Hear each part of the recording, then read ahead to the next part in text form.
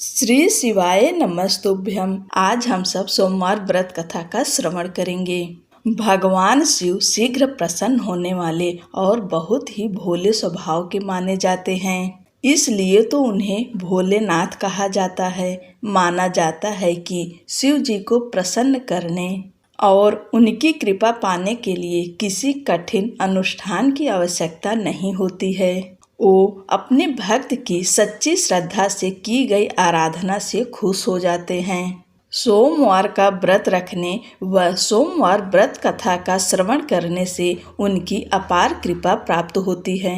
सोमवार का व्रत रखने व इस दिन से जुड़ी कथा का पाठ करने से भक्त के घोर संकट भी कट जाते हैं। बहुत समय पहले की बात है, किसी नगर में एक साहूकार रहता था। उसका घर धन धान्य व सभी सुख सुविधाओं से भरा हुआ था। बस कमी थी तो एक संतान की।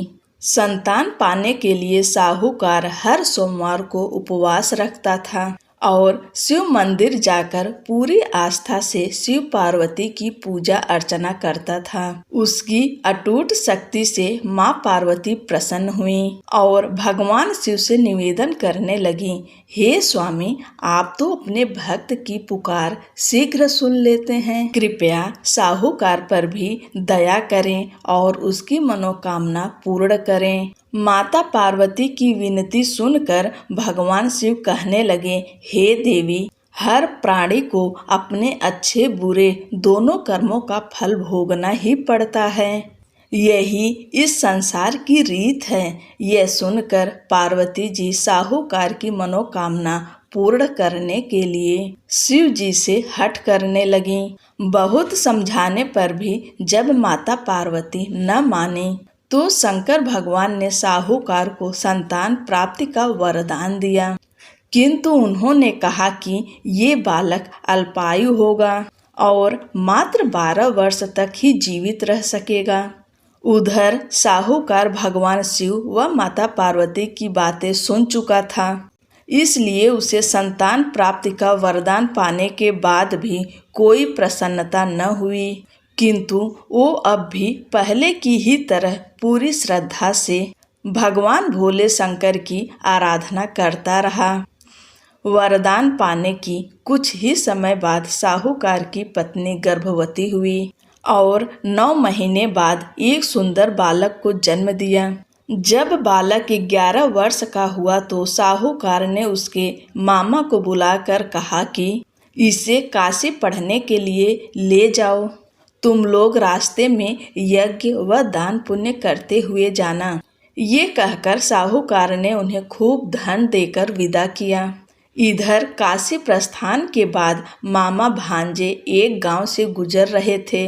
वहां एक राजकुमारी का विवाह हो रहा था, परंतु राजकुमार एक आंख से काना था। तभी वर के पिता ने साहूकार के बेटे को देखा और उसके मामा से कहा, तुम अपना भांजा कुछ समय के लिए हमें दे दो, विवाह संपन्न हो जाए उसके बाद ले जाना। राजकुमार के पिता ने दोनों को खूब धन दिया और इस प्रकार साहूकार के बेटे के साथ राजकुमारी का विवाह संपन्न हो गया।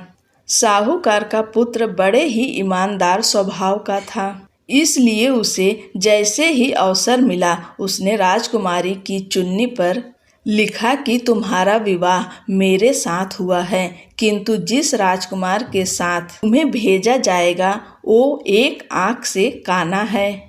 जब राजकुमारी ने साहूकार की लिखी पढ़ी तो बोली, स्वामी, मैंने अग्नि को साक्षी मानकर आपके साथ 7 फेरे लिए हैं। अब मैं आपके अलावा किसी और को अपना पति स्वीकार नहीं करूंगी। पत्नी की बात सुनकर साहूकार के बेटे ने कहा, ऐसा मत कहो, मैं अल्प आयु हूँ। कुछ ही दिनों में 12 वर्ष की आयु होते ही मेरी मृत्यु निश्चित है। लेकिन पत्नी ने कहा, जो मेरे भाग्य में लिखा होगा वो मुझे स्वीकार है। राजकुमारी ने ये बात अपने माता पिता को बताई। इस पर राजा बहुत क्रोधित हुए और उन्होंने अपनी पुत्री को उस राजकुमार के साथ विदा किए बिना ही बारात वापस लौटा दी। उधर साहूकार का बेटा व उसके मामा काशी पहुँचे। वहां जाकर दोनों ने कई यज्ञ अनुष्ठान किए और साहूकार के बेटे ने विद्या ग्रहण करना शुरू किया। जिस दिन बालक 12 वर्ष का हुआ उस दिन भी मामा भांजे दोनों यज्ञ करने जा रहे थे, किंतु अचानक साहूकार के बेटे की तबीयत बिगड़ने लगी। उसने अपने मामा से कहा, मामा मेरी तबीयत कुछ ठीक नहीं लग रही है। ये सुनकर मामा ने उसे अंदर जाकर आराम करने को कहा। बालक अंदर जाकर आराम करने लगा, किंतु आज ही के दिन उसकी मृत्यु निश्चित थी। अतः कुछ ही समय में उसके प्राण निकल गए। भांजे की मृत्यु होने पर मामा विलाप करने लगे। संयोगवश उसी समय भोलेनाथ व पार्वती जी उसी रास्ते से जा रहे थे। माता पार्वती ने शिव जी से कहा, हे स्वामी, ये करुण स्वर किस ओर से आ रहा है? मुझसे ये सहन नहीं हो रहा है।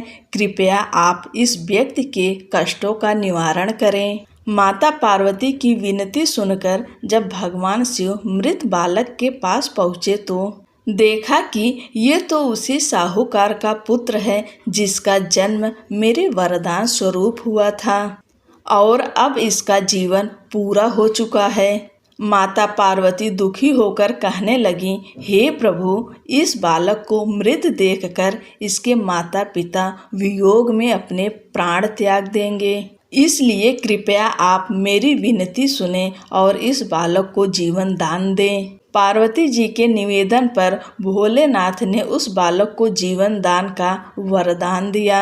शंकर जी के आशीर्वाद स्वरूप बालक फिर से जीवित हो गया। उसने अपनी शिक्षा पूरी की और अपने मामा के साथ नगर लौट पड़ा।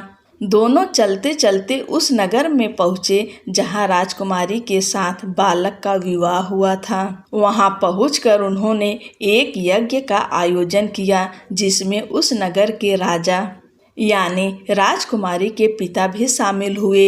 उन्होंने साहूकार के बेटे को देखते ही पहचान लिया और महल में ले जाकर उसका खूब आदर सत्कार किया। इसके बाद राजा ने अपनी पुत्री को बालक के साथ विदा कर दिया। इधर साहूकार पति पत्नी कई दिनों से भूखे प्यासे रहकर बेटे के वापस आने की राह देख रहे थे। उन्होंने निश्चय किया था कि यदि उनके बेटे की मृत्यु हो जाएगी तो वो भी प्राण त्याग देंगे। लेकिन उसी रात भगवान भोलेनाथ साहूकार के सपने में आए और कहा, हे साहूकार, मैंने तेरे सोमवार के व्रत करने और व्रत कथा सुनने से प्रसन्न होकर तेरे पुत्र को पुनः जीवन दान दे दिया है। बेटे के जीवित होने का समाचार पाकर दंपत्ति बहुत खुश हुए और भगवान भोलेनाथ माँ पार्वती को बारंबार प्रणाम किया। भगवान जैसे साहूकार की इच्छा पूरी की है वैसे ही कहानी कहने, सुनने व हुंकारा भरने वाले सभी की इच्छाएं पूरी करें। बोलो शंकर भगवान की जय, माता पार्वती की जय।